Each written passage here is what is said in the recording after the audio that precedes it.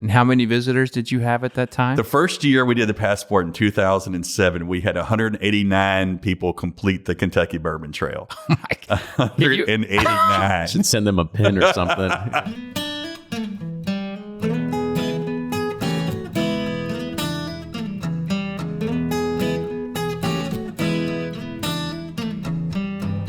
Hey, it's episode 250. Another big number mark, and we're glad you're still here with us. And, well, it's not much has really been going on because of COVID-19. It's putting a stop on pretty much everything except delivery services, and that's where we start this week's news. Alcohol delivery app Drizzly says it has seen sales explode in the last week of March, climbing 537% above the company's expectations. What's more is that 42% of those orders came in from new accounts. The company says that new buyers on the platform have jumped 900% year over year. The same goes for Minibar. Sales are up 143%, new buyers up 547%, and orders are up 100%, with an average order size up 22%. If you haven't had the chance yet, go listen to our podcast back on episode 248, when we had Drizzly CEO and founder Corey Rellis on the show to talk about his business. A recent study by economists at John Dunham and Associates estimates that America's wine and spirit wholesalers can expect to lose up to $921.4 million in uncollectible or difficult to collect receivables due to on-premise accounts such as restaurants, bars, and clubs that have been impacted by the shelter-in-place environment. In Massachusetts, craft distillers are urging their governor to allow permission to deliver spirits. The Massachusetts Distillers Alliance asked Massachusetts officials to take steps similar to those made in a handful of other states, such as California, New York, Washington, Kentucky, and Virginia, to aid independent distillers that are struggling during the current crisis. In a quote by the Alliance's board, they wrote, "We pay over 2.5 times the rate of excise tax per proof gallon paid by brewers. Yet, during these challenging times, greater latitude is being extended to restaurants, breweries, and wineries, while our businesses remain bound by the rules and laws that put us at great financial risk. We have a significant struggle ahead." For some good news, and you all are the first to hear it, because we are putting on a free online bourbon conference called Whiskey from Home, happening on May 2nd, 2020. Starting at 12 o'clock p.m. Eastern, this event will be streamed live through multiple properties with speakers from the entire cast of the Roundtable, but also Peggy No Stevens, It's Bourbon Night, The Bourbon Review, Dad's Drinking Bourbon, and more. We'll have live seminars, panels, virtual tastings, the list goes on. We're incredibly excited to bring more of this great content to you all. And if you can, please share it. Spread the word. Let your bourbon friends know. Let your bourbon societies know. Let your friends that aren't into bourbon and want to get into bourbon know about it, and family as well. This is a full 5.5-hour jam-packed event that will be streamed live, and you will get the chance to network with other people in real time and ask questions through chat. Go to whiskeyfromhome.com and register today for your free ticket. Now, for today's podcast, I was super excited to interview our guest. The Kentucky Distillers Association does more for bourbon in the U.S. than just Kentucky alone. Eric Gregory, the president of the KDA, has been on both sides of the government, trying to put the interests of the distillers and the consumers first. We talk about his experience with government lobbying and how it led him to reviving an organization that was struggling. He's maneuvered the KDA into a model that other states can follow, so we discuss what the future of bourbon looks like. Where are the laws changing with the regulation of distribution? What's going to happen with the tariffs? And how will the Bourbon Trail maintain its current pace of growth? All right, now don't forget it. whiskeyfromhome.com. Go register now to get your free ticket. I also talked to Joe from Barrel Bourbon this week, and he has a special message he wants me to share that will lift your spirits. You can now buy Barrel Craft Spirits products and have them shipped right to your door. Just visit barrelbourbon.com from the comfort of your home and click Buy Now. All right, here's Fred Minnick with Above the Char. I'm Fred Minnick, and this is Above the Char. This week's idea comes from Kyle Man, or @BourbonNumbers on Twitter. He writes, "Nothing better than expanding my whiskey perspective. Are there any up-and-coming writers in bourbon that deserve the Above the Char spotlight? Or Are there any underrated sites we should add to our favorites? Thanks.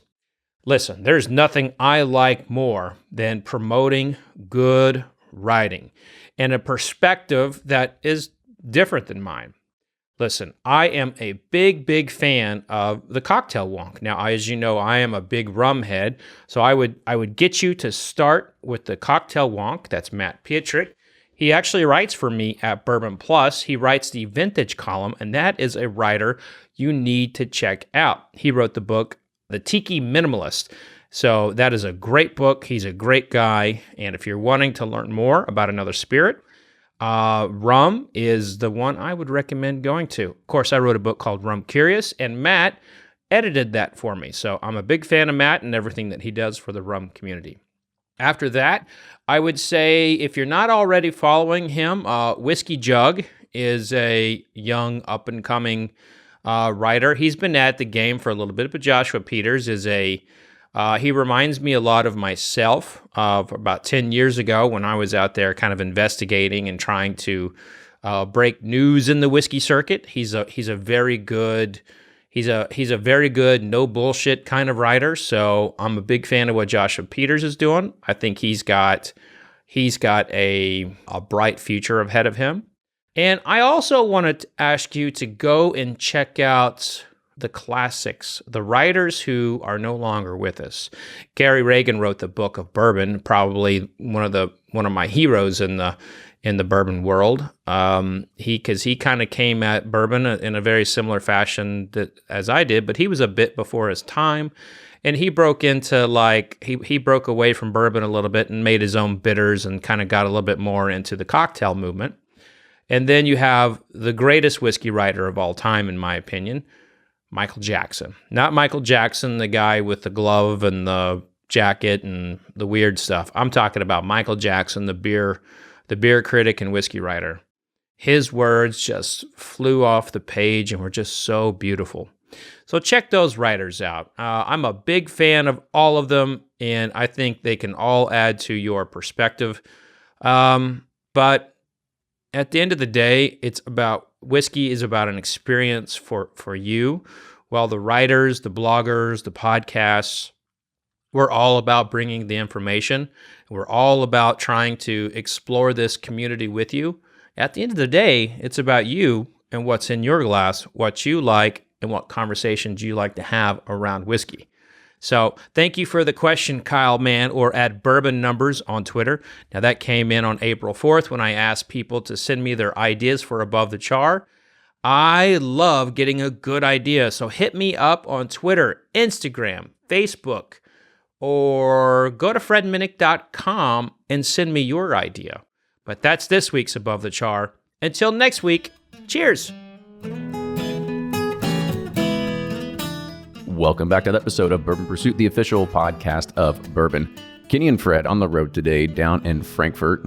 It's always funny. There's always a good joke that says, how do you pronounce the capital of Kentucky? Is it Louisville or Louisville? And they're like, nope, it's Frankfurt. Yeah, hopefully our guest today is part of a campaign to move it to Louisville, Oh, well, they just got this new place that we're sitting in today. That is true. So we're at the headquarters of the Kentucky Distillers Association. And, 15 years ago, these guys could not get a meeting with a lot of the legislators. Now, one of the first calls a new governor makes is to the KDA, because bourbon is political capital. And I believe that the Kentucky Distillers Association is the most powerful lobby in Kentucky. And that was confirmed to me by the Senate Majority Leader, Damon Thayer. I asked him, I was like, hey, how powerful is the KDA? And they're like, there's really not anyone more powerful right now. Is it basically coming from all the taxes from alcohol that gets funded back into the state? Let's take a look at what bourbon has done for the state. It's really one of the only good conversations that people can have when they're talking about Kentucky. You've got the Derby, but the horse industry has been falling for a while. That's a signature industry, and it's been hurting. Yeah, the gambling, they're trying to bring it in, but it keeps getting denied. So, and the coal industry's turned to dust, sadly. It's not if you look at Eastern Kentucky, it's hurting. And bourbon is the one thing that's kind of carrying the state forward. And one of the reasons why is because of the man we have sitting here and what the KDA has done for the last 10 years. In 2009, when there was new sales taxes coming in, they protested and they poured whiskey on the state capitol steps in way of their protests. And they've been, every single year, they have been peeling away ridiculous laws, county by county and in the state and town by town. And that's why we're able to have a sip of bourbon while you visit a distillery.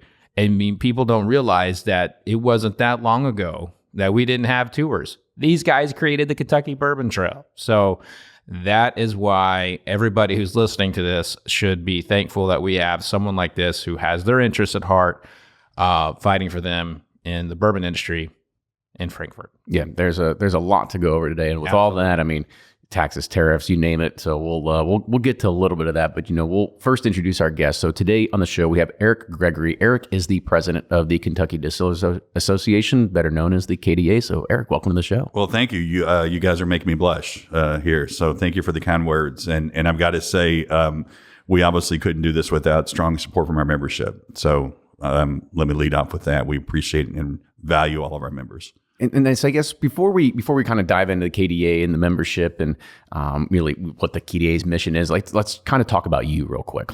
Where's your background? Where'd you come from? Were you part of moonshine and you said, you know what, I'm going to go ahead and make this legal and get in the business side. I like this. Were you a moonshiner? No. I grew up in the coal fields of Western Kentucky. My parents ran a grocery store. My dad was a huge Maker's Mark fan, and my mom liked Old Fitz. And in the 1970s, I mean, I can still, see in my mind's eye my dad coming home every day from work, pouring him little Makers and in a glass with one cube. My mom loved Old Fitz and some Sprite or some ginger ale, and they'd go out on the back porch and sit, and that was their time. And they'd talk about their day and have a drink, and so it was just always prevalent in our household.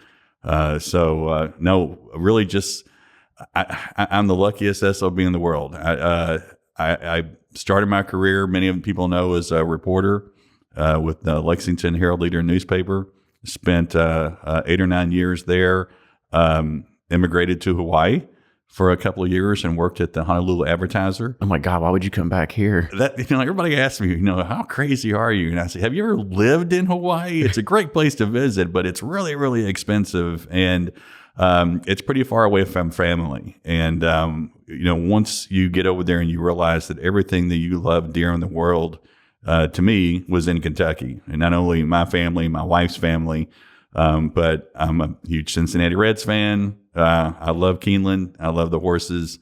I love bourbon. I love UK basketball, and they had just won a championship without me in Kentucky and things. And the tug of home really starts kind of, getting pretty strong. So plus it's those you'd be late night tip offs, right? I mean, if you're sitting there in Hawaii. There's a 6-hour time difference. I'm sitting there having lunch, at the local bar, and watching the games. That was kind of crazy. But moved back to Kentucky, worked for the paper again for a couple of years, went into political consulting after that. One of my jobs in the newspaper was covering the state legislature. And back then, they only met every 2 years for 60 days. Happy Chandler used to say that he wished the legislature met every 60 years for 2 days instead of every 2 years for 60 days. So I covered them, and I kind of had the political bug a little bit. So we went into political consulting and public relations, running campaigns in Kentucky, Indiana, and Tennessee. That led to one of my clients was the electric power cooperatives and doing lobbying and things for them. And they ended up hiring me as their government affairs manager. So I spent almost 8 years working here in Frankfurt as their contract lobbyist. And in September of 2007, I got a call from one of my best friends. He said, "Your dream job just opened up." And I said, "What's that?" And he said, "The president of the Kentucky Distillers Association." He said, "They want somebody with media background." Check. They want somebody with public affairs, government affairs background. Check. And they want somebody with lobbying experience. Check. And I love their product. So check. Check. Yeah. So, put in a resume, 3.5 month interview process. Oh, wow. And they offered me the job on December 7th. And it was funny because they asked me in my last interview, how long do you think you'd stay at KDA? And I said, are you kidding me? This is like the best job in the Commonwealth outside of UK basketball coach, or president of Churchill Downs or something like that. I said, I'm here as long as you'll have me. You can drag my cold, dead pickle body out of that chair someday. But we haven't slowed down since taking over. It has been an amazing run so far. I kind of want to give a little bit of a historical perspective here about the KDA at this juncture. Go for it. This was not really an organization that was known for doing anything or getting anything done. And no offense to your history, but they didn't do anything, other than like some efforts in the 1800s and the 1950s. They were mostly just kind of a drinking club of the distillers getting together, and they just let things be dictated to them. And I'm curious because everything changed when Eric took office, and Bill Samuels Jr., who's the longtime Maker's Mark chairman, has told me many, many, many times is that a lot of the growth of bourbon is because of this man and his leadership for the KDA. So I'm curious, you get the job. What are those first 40 days like? What are you assessing and how are you, what are you looking at? Well, it's funny because the job description in those conversations, they were saying things like, we'd like you to, can you promote this Bourbon Trail thing we've got going on? And I went into one of the meetings and the interviews, and the New York Times had just done a front page travel section feature on the Kentucky Bourbon Trail, and I actually held it up at the interview and said, what did y'all do to get this? And they literally said, well, I don't know. A reporter just showed up one day. I'm like, you're getting front page travel sections in the New York Times without trying? Mm-hmm. You don't know what you've got here. This is amazing. So yeah, that first 40 days was really transitioning. My predecessor, a great man, former state senator Ed O'Daniel out of Springfield, who I don't think gives enough credit. Back in the 70s and 80s when he was a state senator, he really worked hard to keep the ad valorem barrel tax issue from just exploding and driving a lot of distillers and those aging warehouses out of Kentucky. And really, he was running the KDA out of his law office in Springfield. And most people don't know the KDA went part-time in the 1980s. Oh, wow. Because bourbon, had taken it on the chin, and most people had written it off, as Max Shapiro said, to that great liquor store in the sky. And there was not much, you're right, for the KDA to do. So but Ed foresaw the bourbon revolution coming and the Kentucky Bourbon Trail picking up speed and said, you need a full-time staff again.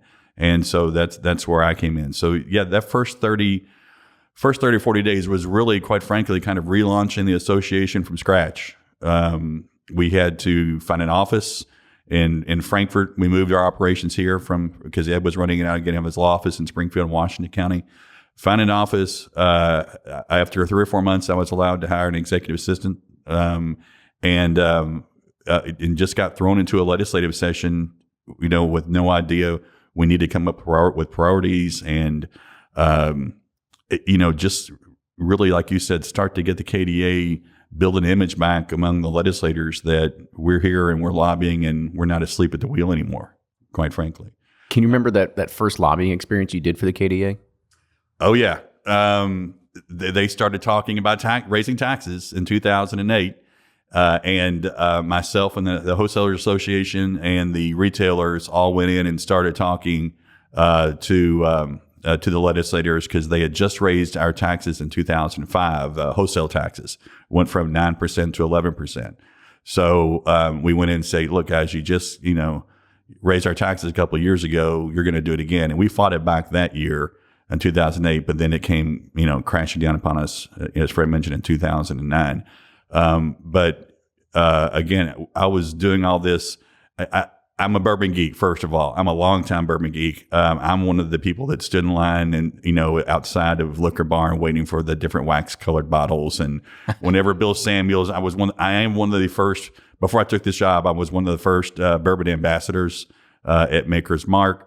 I worked my way through college at a liquor store right before Keeneland. All right, what bottles were you stashing away back then? Well, you didn't have any. We had Maker's Gold. That was really about the height of bourbon back then. But I remember vividly when we got the first bottles of Blanton's in the liquor store, and they were $35. And we were like, who the hell in their right mind is going to pay $35 for a bottle of bourbon? You get makers for 10 over here, right? You know?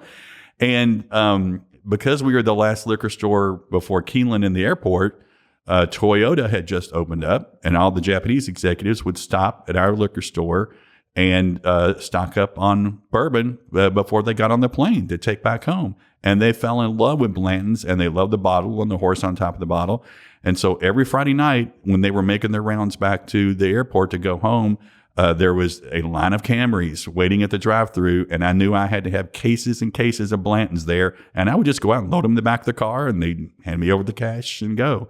So as more and more of the small batch, really the bean products, the small batch selections, the knobs and things like that, as those started rolling out, I had to really become more knowledgeable about what was coming out for our customers at the time. And so my friends all kind of, kidded me about being the bourbon geek and teaching me about that. So that's awesome. It really does run through your veins. And again, and I got a lot of great tips, track tips, from the trackers coming in. I think between that and, that kind of kept me in school paid for a couple of years. Not many people can say that they made their way through college just like having a good few bets here and there. Right. Especially my bets. I got, what's your percentage on betting? I don't do it anymore. And you've got young children, Fred. So once your children start growing up, and I've got, I'm putting my first into college later this year, and then my son who is getting ready to turn 16, I got to get a car for him and everything else. My sister works at Keeneland, and so there every now and then I'll get her to place a bet for me. But my betting has gone down exponentially. I've had to start putting more attention on. And he's like winning by not pretty much. Yeah, what's it? The best bet is keep your money in your pocket. Right. Yeah, exactly. Right. I was about to say, if you do have a good horse racing tip, what would it be? Oh, wow. If you are going to go bet. I'd probably have to have a form with me, to answer that question. I really used to study that form, and there was a group of us former reporters who are now lobbyists and everything up here who would hit Keeneland all the time. I'm big on Kentucky born and bred. I do get a lot of great tips from my sister who sees them come through as yearlings, in the Keeneland sales and stuff like that. But mainly I look at bloodlines. If I'm going down the form, the first thing I'll do is start circling bloodlines that I know that'll be a good, and then you got to look at, how long it is and if they're a closer. I mean, there's just, I don't know. That's a good one. It's just the Kentucky way, right? I mean, my dad's tip. He said, I always circle the ones where the owner and the trainer are the same person, because he was like, they put a little bit more effort into that horse right there. That's a good point. That's his little tip. But yeah, I like that. Go ahead and try to run with it. Again, you're still gambling at the end of the day. So let's go ahead. I kind of want to shift gears a little bit and kind of talk about the growth of bourbon and kind of really where you've seen it, and kind of, you've been a pretty instrumental part of this. And so a few months ago, there was a press release that came out about now that there are more barrels of spirits aging in Kentucky than there are people. Twice as many. Many barrels. Twice as many. You're right. Twice as many. Yeah. So kind of talk about like where do you kind of see the evolution of this going? And like, do we expect 3X, 4X now coming here in the next 2-3 years? Short answer, yes. I'm typically pretty optimistic about that. I guess the biggest challenge that we faced are the tariffs, the retaliatory tariffs that are put on us. Because everybody asks y'all, what's fueling the bourbon revolution and everything, and we all know, the rise of the cocktail culture, the Mad Men effect. I think bourbon tourism has played a big part of that, maybe a bigger part than most people understand. The fact that we're just putting out some of the best juice that the Commonwealth has ever delivered, again, is good. But really, the opening of the global markets, to me, has been one of the, if not the driving factor in the growth of Kentucky bourbon, because I don't think it's any coincidence that back in the mid-1990s, when we had NAFTA and the EU treaties, that's when you start to see the spike in production and the growing global thirst. Because we were finally on a level playing field with our friends in the Scotch industry who've had a 600-year head start on us. So Yes, we have seen bourbon growth exponentially in the past 5 years. We're currently in the middle of a $2.3 billion capital investment spree, and most of that is increased production for that global market. We, especially to the EU, in the past 3 to 4 years, you're looking at 20 to 30%. Even I think 2 years ago was 43% growth every single year to the EU market, and so that's when we got the call 18 months ago that the tariffs were starting to be used as pawns in a trade war that none of us saw coming. My first reaction was, "Damn, we made it! We're being used as pawns in a trade war." Then there was, "Oh my God! Now we're really, what are we going to do now?" I really do believe that you're going to continue to see growth, and a lot of people ask us after that press release came out. Because not only do we have more than 9 million barrels aging right now in Kentucky, we filled 2 million barrels for the first time in the modern era of Kentucky bourbon in 52 years. And, we thought the tariffs were hurting you. Why are you filling that many barrels? And again, the blessing and the curse of Kentucky bourbon is you can't make it overnight. So administrations change. You're looking 6-8 years out. Hopefully this issue would be settled. If the EU market, which is almost half of all of Kentucky's whiskey exports, if that continues to escalate as it has with the new tariffs on Scotch whiskey, then to me that's a game changer. It's something that could really have long-term effects if we don't get this resolved pretty soon. And you're a pretty knowledgeable person on this particular subject, and there is people that talk about this all the time. When it talks about tariffs and they talk about exports, and they have this very narrow-minded view, and they're like, "That's fine, more bourbon here in America." Kind of tell people, maybe I don't believe that's right, but kind of give your kind of explanation and rationale on that. Yeah, well, tariffs are taxes, first of all, and we like to say there are no winners in a trade war.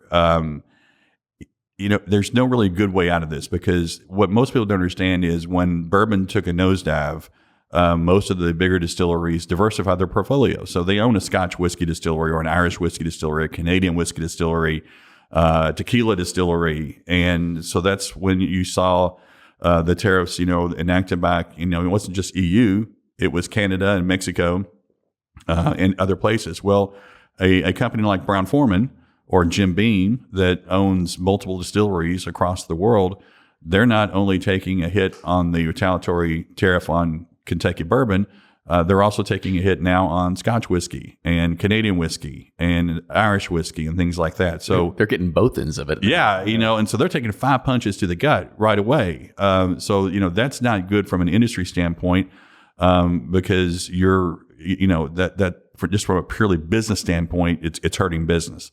Then we have, as an industry, have done so much over the last generation to convert Scotch drinkers, mainly from a global community over to bourbon drinkers. And that's a lot of investment that most people don't understand. And that market helps us, grow here in Kentucky and produce more alcohol. So if you're a Scotch, if you're a newly converted Scotch drinker to bourbon, and you go into your favorite watering hole now and you see that bourbon is 25% higher in price, do you go back to what you were drinking? And now we've lost you potentially for a generation. That's not good. Then you've got the situation where if you're a company, you try to absorb that 25% or as much of it as possible as you can, which means less jobs and investment here in Kentucky, which again hurts the Commonwealth. Or going to your point, hey, I've just invested $50 million and doubled my production, and I've got all these stills. Do I keep them running? Well, okay, you do that, and suddenly in 6 years there's a glut of spirits on the market. That's going to cause a price war, which probably the first casualty is going to be the craft spirits market. It's going to put people out of business, and that's not good from a global spirits industry as well. So we don't like door number 1, door number 2, or door number 3 on all those, and that's why we've been lobbying awful hard to get this resolved as quick as possible. So talk me a little bit through about what your process is when you're lobbying against efforts like this. Bang the drum as loudly as possible. We've met with pretty much anybody who would listen to us. And I've got to give a hand to our partners at the Scotch Whisky Association, the Distilled Spirits Council of the United States, the American Craft Spirits Association, the American Distilled Spirits Association. I mean, this affects all of us. So one of the things that we did, and Fred was actually there a couple of years ago, we brought the world whiskey community to Louisville and had a W9 summit. There were 9 of us, so we called it the W9, and talked about this. What are we all going to do about this, because it affects everybody?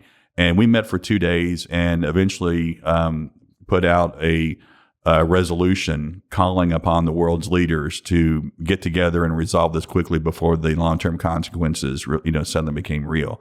And even planted an oak tree right in front of the Fraser there. And it got a lot of press, and we got a lot of phone calls about it, and we all kind of went back to our corners and did what we've continued to do is just talk to every congressperson, you name it. Congressman Andy Barr in Kentucky was having a fundraiser with Vice President Pence flying in. He managed to get our major companies in a meeting with Vice President Pence, who from Indiana knows exactly what bourbon means to Kentucky. And he took that message back to President Trump. The governor here in Kentucky had Vice President Pence in last year during the Derby, did the same thing for us to help us. We've got, we're on speed dial with Senator McConnell's office, checking in consistently with them on what more they can do. We've had meetings recently with Commerce Cabinet, Finance Cabinet, Trade, Senator Grassley's office, all these people, just really explaining to them how devastating these consequences could be if this goes on much longer. And the answer to them is all, we understand, but these decisions are being made at such high levels. That's where the frustration comes in. And, we know that the U.S. does have trade issues with countries, and we get that. And we know that the steel and aluminum thing is a real issue, because here in Kentucky, we have great steel and aluminum plants because of our historic low energy rates. So we're not pointing fingers at anybody. We're just, going up and just trying to tell our story on, what this could mean to the industry.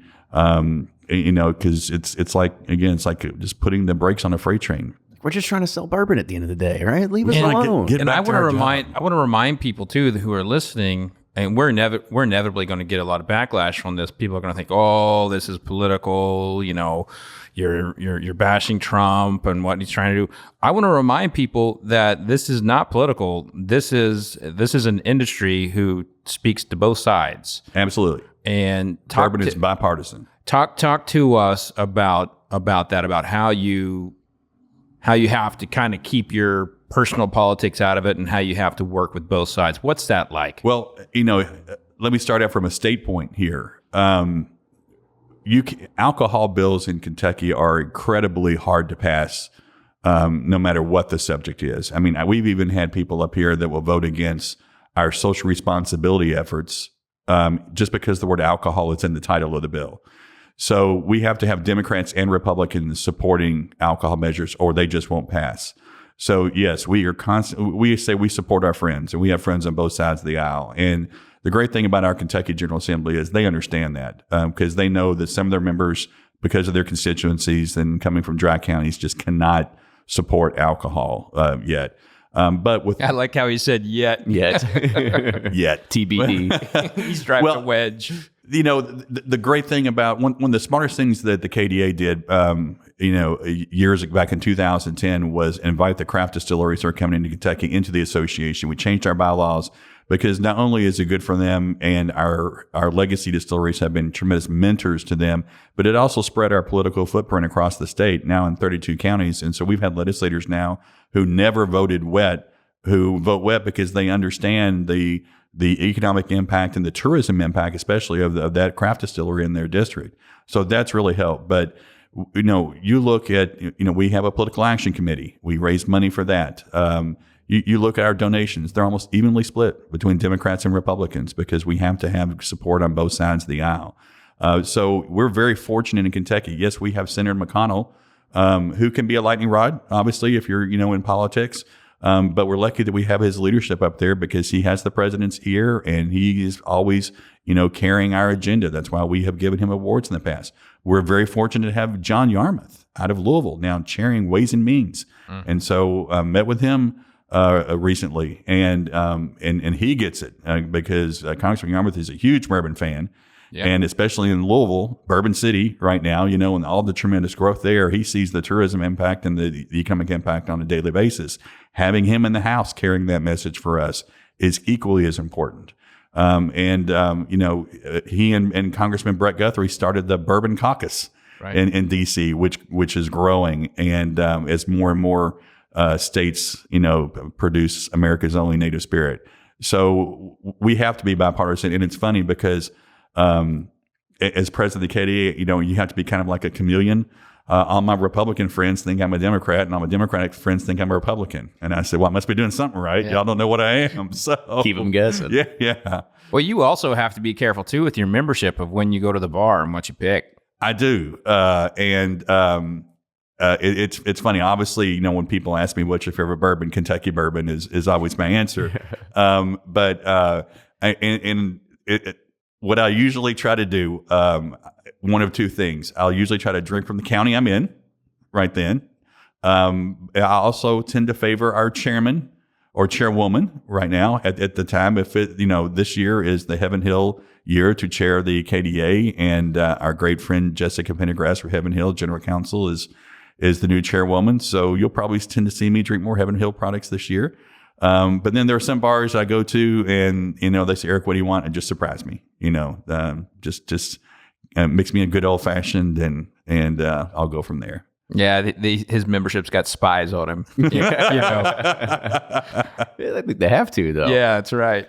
And so I guess one of the other things I want to talk about, part of the lobbying effort here is, it's got to be frustrating because this is a sin tax basically at the end of the day, right? Like it's alcohol. And I would imagine that government just look at it like it's an easy target, right? It's an easy target to tax. When you all hear rumblings of anything, is it like, all right, here we go, put the bat signal in the air, everybody get together, we're going to fly there, we're going to squash this before it ever blows up? Well, first of all, yes.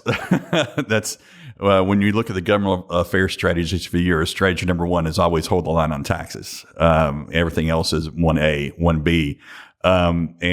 Fred highlighted our 2009 Bourbon Tea Party in which we poured bourbon on the Capitol steps. And if you go to my office, on top of the cabinet, I have the empty bottles in there that serve as a daily reminder to me of never forget that, yes, right now they're your friend, but if they're starved for revenue, the first place they usually look is cigarettes or alcohol or one of what they would think of as sin industries. But I think we've done a good job, changing the conversation and the culture in Frankfurt, especially from sin to signature. And that 2009 bill was probably the best wake-up call for the industry and the association, and one of the best things that ever happened to us.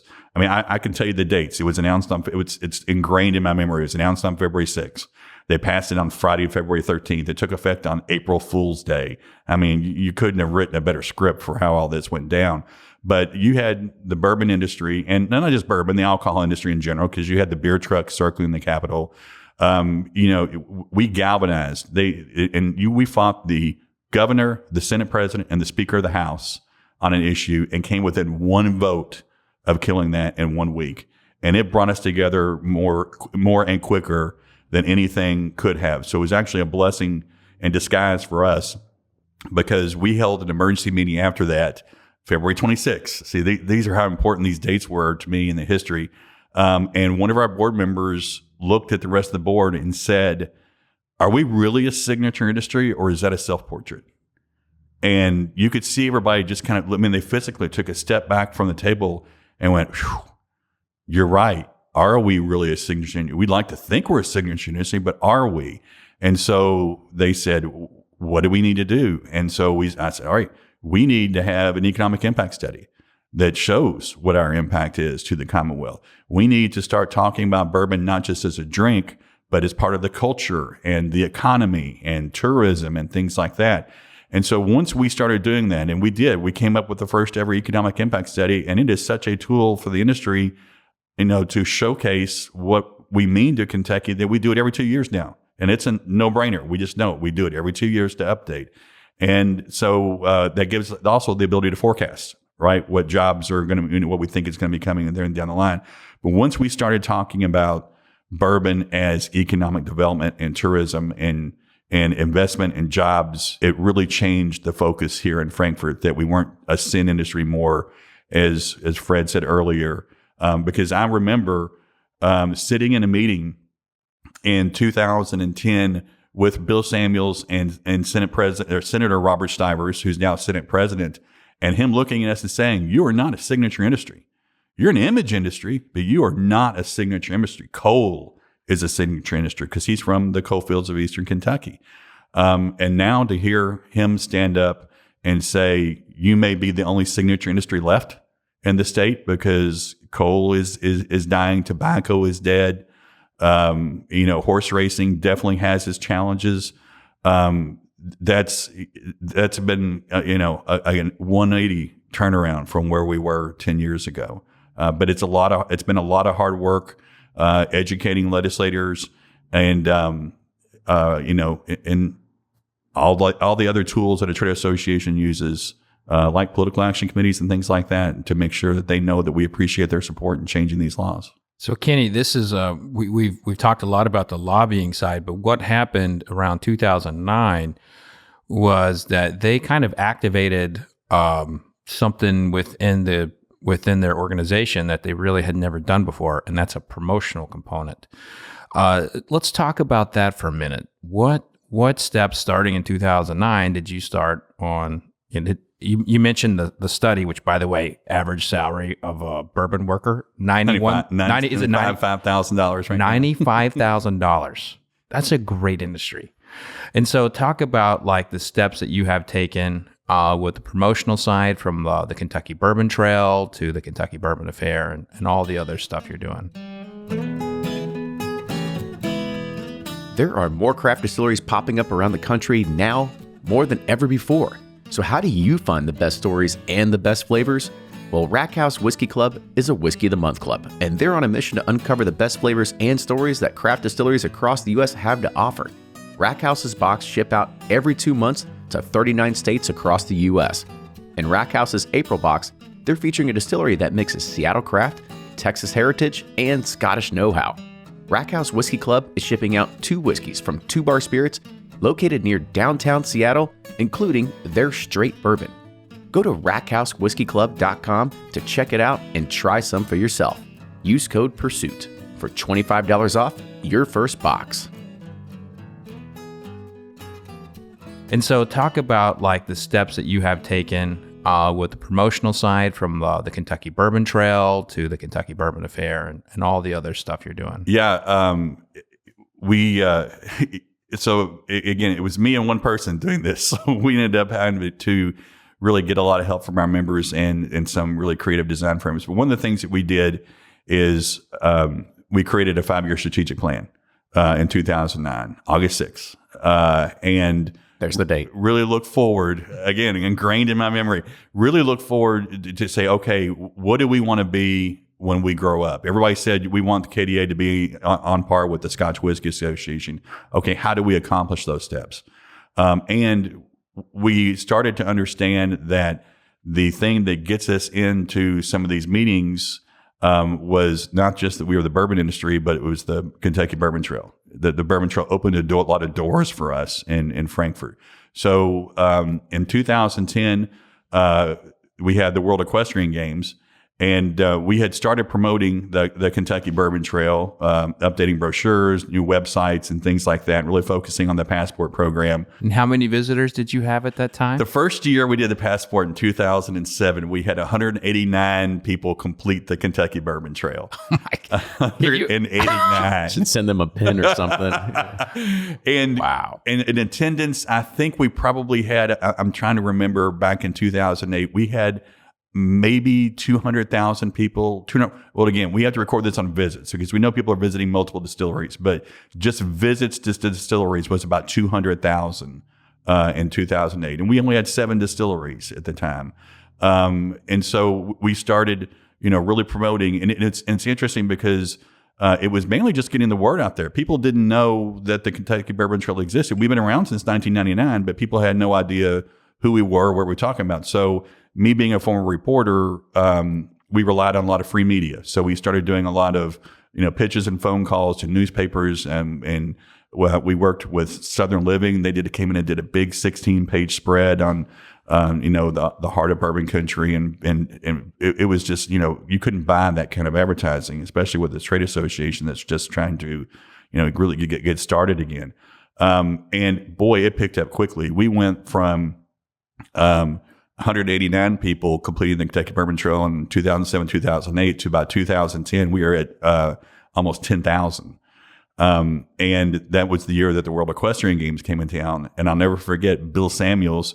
The World Equestrian Game program was thick. It was like the Sears Roebuck catalog you got as a kid. Mm-hmm. And so I'm at the World Equestrian Games, and Bill Samuels is beating me about the head with one of those damn programs. I was like, oh my God, what have I done now? And he said, you got to slow down, son, because Bill had been in California when wine country exploded. And he said, it can get out of hand real quick if you don't have some focus. You guys need to focus and figure out what it's going to be. So we took a year off our foot off the pedal and hired Peggy No Stevens, newly minted to the Kentucky Bourbon Hall of Fame. Yeah. And she did a full year benchmark study for us on what the Kentucky Bourbon Trail needs to be when it grows up, and focus on experiential tourism, which is just now getting hot in the tourism community.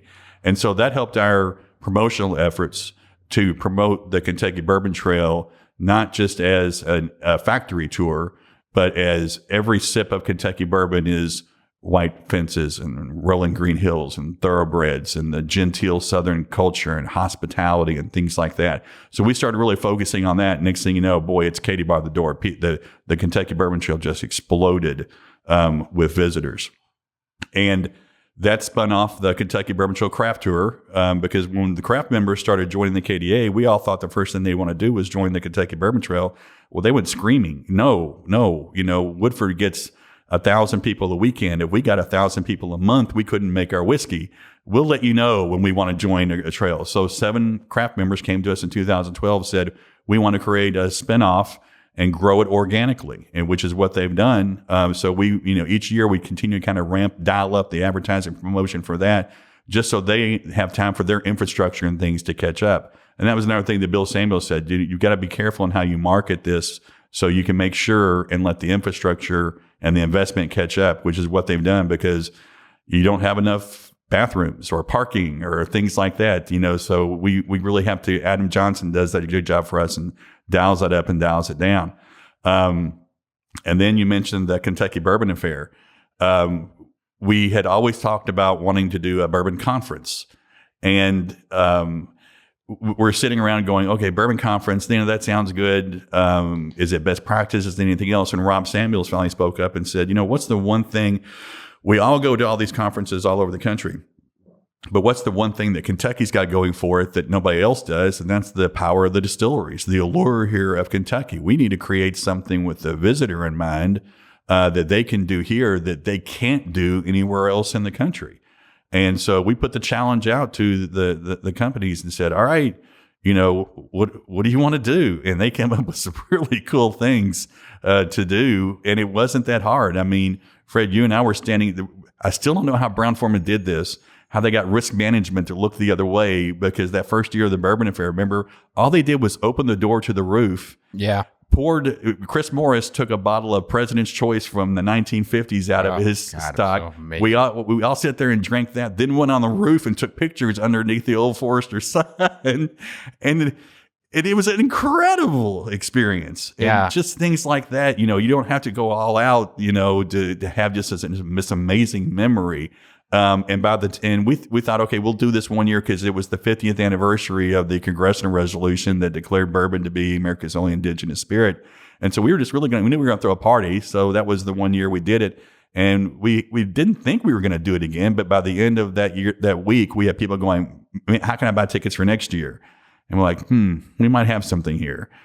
So it just keeps getting bigger and better. So, I've got to say that has helped grow Kentucky bourbon and just kind of the mystique and the aura and help change bourbon from, we're not hillbillies and hooch here in Kentucky. It's, bourbon is a very elegant, sophisticated, complex drink, and events like that and how the Kentucky Bourbon Trail distilleries have really just upped their game.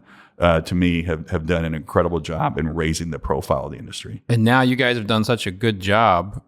You have everybody calling you to try and partner with them. Yes, we do, which is a great problem to have. But it's also a challenge because every week it seems like there's a different festival or event, and they all want us to help. And it's getting, to be a strain on resources from the industry just because there's only one Fred No, right? There's only one Chris Morris. They can only be in so many places and so many times because they're out there on the road mostly, opening new markets and building brands. And so that's an issue that our board's been discussing recently of, how do we just send all these events to the members and let them pick and choose? Or do we, throw our eggs in one basket? And one thing that we're very proud of is we announced last year that we're moving the Kentucky Bourbon Affair to September to partner with Bourbon Beyond, Woohoo! Hosted by somebody here at the table, and is kind of the lead-in. And I really think that is going to become like this incredible South by Southwest partnership for 2-3 weeks that will just drive people to Kentucky. Again, you can't get that anywhere else. So the marriage of these one-of-a-kind, rare, behind-the-scenes bourbon experiences during the week, followed up by fantastic music and food and the festival atmosphere that the Bourbon and Beyond things, I think this is going to be a grand slam. Yeah, sounds like a home run to me. Yeah. What are some of the, and you don't have to name any names, but what are some of the what are the weirdest requests that you've gotten from people? Like, I'm curious because you guys get so many just random emails from people. I'll tell you one, and it's actually been in the news here recently. A gentleman, so we're here in Frankfurt. We just bought a new historic house as our headquarters, so we're a little more visible now. We were in an old Civil War barracks and kind of in a basement, and we were able to kind of fly under the radar. Now we're very visible here on the corner of Capitol and 2nd in Frankfurt. And one day before we have the security system installed, a man just walks upstairs and walks in my office and says, "I've got an idea for you, and you're going to laugh, and then you're going to say, that's the most brilliant thing I've ever heard." And I said, "Okay, hit me with it." And he said, "I want to create burial urns for people made out of bourbon barrels." And after I started laughing, I shouted, Adam, trying to get in here. This is the craziest, most brilliant thing I've ever heard. And he said, "I'm going to call it forever aging. Do you think this is a good idea?" And after we all started laughing, I said, "Brother, you probably got something on your hands here that, yeah, I do. Because think about the Maker's ambassadors, right? If you could get buried and cremated and put your ashes in a Maker's Mark barrel covered in red wax, sign them up, right? Well, I just saw, a story where he's now partnered with an urn making company in Florida, and he's getting national publicity. And he stops by here once a week just to check in and tell us how it's going and everything else. And it just cracks me up. It just shows you again, when I started this, now 13 years ago, one of the biggest surprises to me has been the growth of the spinoff things from bourbon industry. I mean, I remember the first phone call from Sean Higgins and Mint Julep Tours. "Hey, we're moving back from California, thinking about doing this." Okay, bourbon magazines, bourbon cooking classes. Now there's bourbon hotels, and I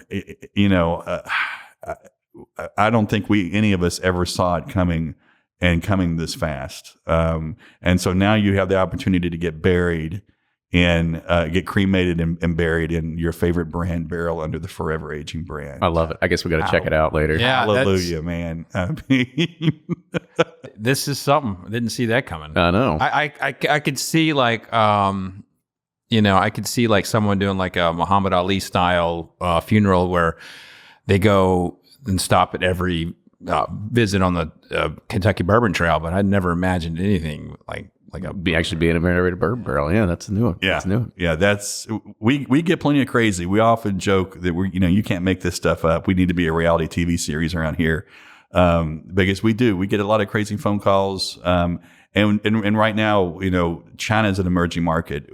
Every day, I bet you we get 5 to 10 emails or phone calls from people wanting to broker spirits to China. There's just so much opportunity around the world. China, India, Russia, places like that. That's one of the most challenging things, because a lot of people think that that we're the ones that broker that. We just typically turn that over to the members. Yeah, I was about to say, even with that, you talked about it earlier. Like bourbon it's an American spirit, right? However, it seems like Kentucky it's the centerfold, right? It's the one that's on top here. I'm stealing that, the centerfold. Yeah, stealing that. I don't know if you want to steal that one. it'll be in a press release. Sometimes my comments can't be so PC, but we'll figure that one out later. So the other way we kind of look at this is that you want to work with the whole entire United States. Of course, you got the Distilled Spirits Council. I mean, are there other states that look at you for guidance? Or do you feel like there's more weight on your shoulders and that other states should be picking up some of the slack too? No, we definitely get a lot of phone calls from other states that are just building their guilds, and are asking us questions. The guys from Florida, call us every now and then, especially on the legislative front. Hey, how did you guys get this passed in Kentucky? And we're more than help. Now, we do have some states, and Fred knows probably which ones I'm referring to, that like to talk a little smack. Colorado, Texas, Tennessee. Yeah, that's right. I forgot about that. The Tennessee senator who said something like the Kentucky Bourbon Trail sucked in front of my. They don't have any history. Yeah. Which, keep talking, buddy, because I guarantee you, I've got that on a slide that I have when I give my presentation to the legislature. Every time somebody says something about how Kentucky needs to take a step back and let us take the lead, that's on a slide to the legislature, or that clipping goes straight to their mailbox to show them we've got to keep doing more to, as Fred said, peel back all these ancient alcohol regulations and laws to remain competitive, because if we don't, they will. And the last thing we could do in Kentucky is we make 95% of the world's bourbon, but we cannot let that historic distilling monopoly slip away. But no, I tell you what, the lines of communication between the trade associations right now has never been better. We work closely with Margie Learman at the American Craft Spirits Association, Bill Owen at ADI, Matt DeGalia at American Distilled Spirits Association, Chris Swanger, the new president and CEO of Discus. Karen Betts from Scotch Whiskey Association has been terrific in working with us on the trade things. So we get calls like that from all the time. Now, the funny things are when you see them in a newspaper or a news article and they're, issuing the Pepsi challenge to Kentucky of our water is just as good and we sit on Limestone's shelf and they need to do this. And then they call you 10 minutes later and say, hey, how did you start this bourbon trail thing? Can you give us some tips and advice? And we're like, dude, come on, you can't talk smack over here for us and then call us and ask us for help. But you can just charge them. Right? I'll say that, they've always been very collegial about it. They're not like, they could flex their muscle and space them out, but they don't do that. They actually really do help. I know several associations that have leaned on you. They have. And again, we're willing to help. I mean, we founded in 1880, we took a few years off with that noble experiment that just celebrated its 100th anniversary in January that we don't want to talk about. We like Repeal Day, right, Fred? Yeah, Repeal Day is great. Yeah. But no, we want to work with these guilds because we're all facing similar challenges and opportunities. And again, some states have passed laws that we've looked at and went, wow, that's probably a pretty good idea. Especially when it comes to things like shipping. That's the hot button issue right now. Yeah. We've got to work with other states to become reciprocal to Kentucky because we have more to lose than anybody here. I mean, The wine industry has got a 50-year head start, and they're in 46 states where, we can ship to 12. What is the, this is not something I've never even talked to you about before, I don't think, but what's the KDA's position on like the secondary market and some of that kind of stuff? Well, we really don't have a position as much as we tried to address that with the vintage spirits law back in 2017. Because one of my favorite things about going to Washington is sitting down with Bill Thomas, and Jack Rose, which is bourbon fantasy land up there, right? I got to do that one time with Jimmy Russell, and boy, that was a night to remember. And Jimmy shut the place down. We were all ready to go home, and Jimmy was still rocking and rolling. Awesome. But we're like, Bill, where are you getting all these great bottles? And he's just like, well, I'm coming to Kentucky and raiding your attics and, all your Dusties and stuff like that. And we're like, well, damn, we want the world's best liquor libraries, spirits libraries to be in Kentucky. So we started working the legislature on that. And boy, we got it. And again, that was one of those things that it didn't really help the distilleries, right? Anything, but it doesn't help us sell another bottle, but it continues to cement Kentucky's rightful place as the one true and authentic home for bourbon. And it's great for consumers, and it's great for the tourism industry. And so we got that bill passed, and I love now that you've seen, package stores that are specializing in this, and Silver Dollar is getting ready to build, I think, another big thing downtown on Whiskey Row. So for us, that was our way of kind of working within the confines of the law and changing a law to mirror what Washington, D.C. was already doing to allow these sales and put those bottles back in circulation so consumers can enjoy them.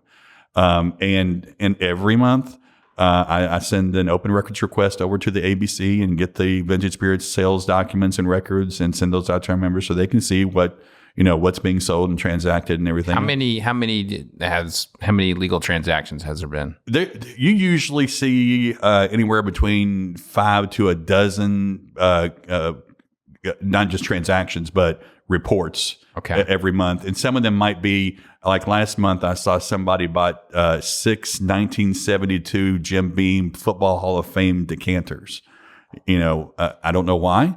But they bought them, I'm sure they put them on their shelves. And then you'll see something place like Justin's House of Bourbon that will send in, 6 Excel spreadsheets of all of their pickups, So it's still early enough. I mean, again, that was just a couple of years ago that we're still seeing that kind of take off. But we even, some people who, don't always agree with the KDA's positions have even said that was a great thing for Kentucky to do. I'm surprised that more states haven't done it because it really has. I think it's it has maybe not stabilized the secondary market here, but it gives a consumer a legal outlet for you to go and sell and buy those spirits now. And you brought up shipping. Why is it that so many people oppose the shipping of alcohol?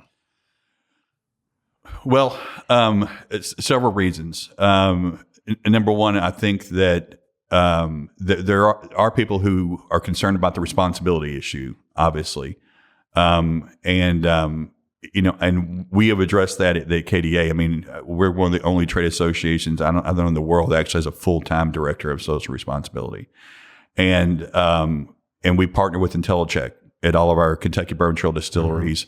And we took that seriously. We were looking to figure out ways to, check IDs and things at our members. We had a bunch of groups come to us, and we got a basket of fake IDs from the ABC and ran them through every one of those programs. And only one program, IntelliCheck, caught every one of them, and they get all their information from the DMVs. So we use them, and I think the last count was in the last year, our distilleries using IntelliCheck caught over 1,000 fake IDs. So going through the shipping program there, at the gift shop, you're going to have that responsibility check right off the bat. And then we got great partners with UPS, a good Kentucky homegrown company that work with them on the responsibility to make sure that they're checking IDs and things at the door. I would think if you're using a fake ID, you got some cojones to go to a distillery, right, and try to use it, right? Right. I think one of the biggest concerns that we hear is this the slippery slope that ends the 3-tier system?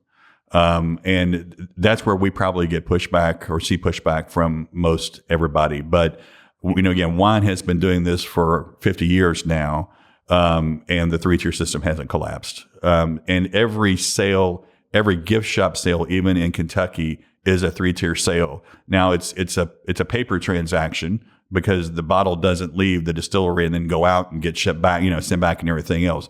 But it is still considered a 3-tier sale. So as long as we educate people that it's responsible, it's a 3-tier sale, so that is upheld and all taxes are paid and things like that. Once you get their arms around it, they start to feel more comfortable about this. But you're still going to have detractors on this. But quite frankly, the consumers are demanding this. Mm-hmm. And as we've seen in every other thing, I'm definitely one of the big ones. The consumers are going to win, right? I mean, that's why you look at Sears, JCPenney, Toys R Us, all these brick and mortar stores are closing because the Amazons of the world and other things, you can get anything delivered now within an hour even. I'm a big Kroger click list a fan. You can do things like that. So that's the way the market is heading, and our challenge has been getting in front of it to making sure it's done right, it's done responsibly, it's done with parity. So if it's going to be good for wine, it's going to be good for spirits, it's going to be good for beer, and making sure that the 3-tier system is upheld. Yeah, and I think it's going to be good for producers and everybody else to make sure that, because at the end of the day, more money goes back in their pocket. They can invest into their business. Absolutely. But the distributors still play a crucial role to be able to get it into the hands of the liquor stores that are around the country that people aren't going to go buy online. Target still does an amazing job of just brick and mortar of getting people in the store when you think you only need to go there for paper towels, and then you leave with $100 later of a bunch of crap in your cart, right? So right. it's like it's still there at the end of the day. Yeah, I mean, we could not survive without our wholesale partners. I mean, if they told us today, oh yeah, you can direct ship from the distillery without going through the retailer site, we'd go, you're crazy, because we don't have we're in the business of making whiskey, right? They're in the business of getting it to the market. So they've got to be a vital part of this whole discussion, and they are. So in Kentucky, there's draft bills that are going through right now, and I think we will see some legislation this year. Absolutely. So there's one last question I kind of want to wrap it up with as we kind of finish this, is that kind of bringing it back here to Kentucky. There's also a turf war also kind of going on here as well. I think Mayor Fisher always said it best. He goes. Bardstown is the bourbon capital of the world, but Louisville is the epicenter. So kind of talk about where does the KDA, are you just kind of like, hey, I'm Switzerland. Hey, we're Switzerland, man. I was going to say we're Switzerland. We bourbonism, right? Did you say bourbonism just then? No. You have to drink. Yeah. Every time Greg Fisher says bourbonism, you have to drink. Look, Louisville has led the way. There's no doubt about it. Even before I took this job, Louisville was promoting Kentucky bourbon and bourbon country and things, and doing a fantastic job at it. And other cities are just now evolving, and Bardstown is one of them. Fred, 5 years ago, you had Willett, and that was about it. Yeah, well, you had Hill there, obviously, but they didn't have a distillery there. You had the visitor center, but from an actual operating distillery, you had Willett. Heaven Hill had a great visitor center, one of the first visitor centers, and is still, at the epicenter of Bardstown. But now you've got Lux Row and Bardstown Bourbon Company and Preservation, and and now they're getting hotels. So. And that's been one of the biggest, people, concerned about Bardstown, is because there was just really not many places to stay. And again, you can go to Louisville and they're building a new hotel a week there, and you got the dining experience and everything else. So other communities are really stepping up their game now, because they understand, that your typical bourbon tourist is a very affluent demographic. Right. They're a younger demographic. They've got money to spend. They're staying longer. They're coming in packs. And so that's why you see Owensboro, Lexington, Pikeville, Northern Kentucky really upping its game with the B line. Yeah. Northern Kentucky is bringing it hard. They are, so So yes, we support all of these people. Like you can't have enough of that sort of stuff. But we do like to have fun. Mayor Shekels, when in Bardstown, when he was mayor, every time Mayor Fisher would say something about Louisville being the center of the epicenter, there'd be a phone call between them, and we'd like to have fun with them and each other sometimes. So it's a lot of lighthearted joking, but don't kid yourself. Those phrases are all trademarked, right? I mean, they're serious about this stuff. Louisville is now, promoting itself as Bourbon City, which is a new campaign. That's great. It's fun to watch. I don't think, like I said, we ever expected it to get to this level this fast. And so that's why the main question we always get is, how long can it last? When's the bubble going to burst? And to quote Mayor Fisher, I still think I think now we're in the third inning. He always says second inning. I think we're in the third inning of this, and you haven't even begun to scratch the surface on the ceiling of what bourbon. Well, you got to remember the history of bourbon is always just about like how it's consumed. It's just the consumers consuming it. Now we have an entire lifestyle around it. We have tourism. So there's podcasts on it. There's podcasts. I mean, there's parts Bourbon of Plus magazine, bourbon authors, award-winning bourbon authors. There you go. A bourbon show. Oh, be quiet. His head's about to explode over here. Not at all.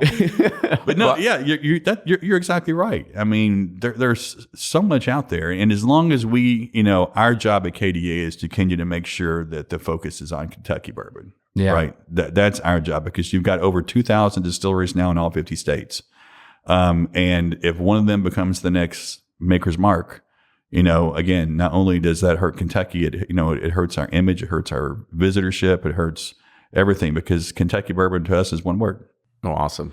And if you think about it, the job that, the KDA has done in the last 10, 15 years, it has given us the opportunity to make our livings talking about bourbon. Yeah. So can't say no to that. It's pretty awesome. If we had a bourbon with this, I'd say cheers, but maybe this afternoon. Well, yeah, absolutely. Yeah. Responsibly, right? Responsibly. Always responsibly. Always responsibly. Always responsibly. So Eric, I want to say thank you again for coming on the show today. It was a pleasure just to, again, hear about your background and really where the growth of bourbon is going in your mind, and all the effort that maybe people don't really know that the KDA puts in behind the scenes to, influence the government and make sure that everything's happening, to make sure that distillers are happy, make sure the consumers are happy at the end of the day, because I think it's going to be a win-win for everything. Well, it's an honor. Thank y'all for having me, but it really is an honor. Like I said, it's my dream job to work for these distilleries and to get to spend time with, not only the old guard, the Jimmy Russells and the Bill Samuels of the world. And we just lost Al Young, months ago. And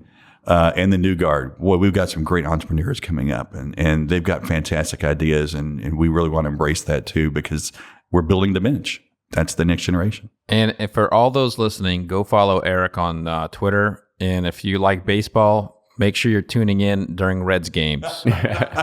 he loses a little fired up. He's a redhead, huh? He wants to fire everybody. Yeah. I do like, that's another issue. Sports betting right now, right, is a big issue. Oh, yeah. And when we're getting sucked into that, how is bourbon getting sucked into sports betting? Well, sports betting and gambling. If you put casinos in Kentucky, you figure we're going to sell a lot more whiskey, right? Okay, yeah. So people are asking us. This goes back to where we started this conversation. 10 years ago, we couldn't get a meeting up there, and now, again, we're honored to be seen as a powerful lobby in Frankfurt. And if people want to get something passed, they come and ask for our support. And that's that. It hasn't been that long ago that was not the way it happened. So, we have to be careful on things like that, because there are, both, two sides to every issue. But, when our board meets, and I've got to give a real quick shout out to them, because they are the visionaries and the guardians of this industry. If we ever have a discussion where there's a disagreement, the first question that they ask themselves is, well, what's the best thing for the industry? And if that doesn't resolve the issue, the second thing they ask is, what is best for the Commonwealth? Wow. And at that point, you've got your solution. And so I've got to give a tip of the hat to them, because they really make my job a lot easier. Well, fantastic. That's great to know. Yeah. Everybody's working together. That's right. They say teamwork makes the dream work. Mm-hmm. Stealing that too. So, Eric, just one last chance. If anybody wants to be able to find out more about KDA, where do they do it? I don't know if you want to give your email address out either. KYBourbon.com. There you go. We're on there, and we're getting ready to revamp the website because it's a few years old. And KYBourbontrail.com. We just revamped the Kentucky Bourbon Trail website last year with more of the consumer in mind, and I think that's what you're going to see with the new KYBourbon.com website as well. KY Bourbon Affair for Bourbon Fantasy Camp, September. In partnership with Bourbon Beyond. And those are the best ways to reach us, or just Google us and call us here in Frankfurt. We're always glad to help. Fantastic. So make sure you go check that out. Make sure you check out Fred Minnick on all of his socials, YouTube and Bourbon Plus and Twitter and Facebook and Instagram, but also us, Bourbon Pursuit, on all those social media channels. Make sure you leave us a podcast rating if you can. RateMyPodcast.com/bourbon or RateThisPodcast.com/bourbon. And if you do like the show, try to support us. Patreon.com/Bourbon Pursuit. With that, gentlemen, thank you again for joining me today. It was a fantastic conversation, know more about the future of bourbon. But we'll have to come back again here in a year or two and kind of see if it's all coming true. Go Brewers. Cheers, everyone. Cheers.